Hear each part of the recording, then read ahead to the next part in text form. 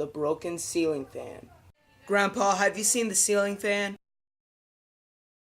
I know the ceiling fan needs to be fixed, but you won't let me take the time out of my day to fix it. I think you need to hire someone to fix it. The people I hire to fix the ceiling fan takes less time than me, but they don't do it right. Just let Grandpa's mustache show his wisdom and let him fix the ceiling fan himself.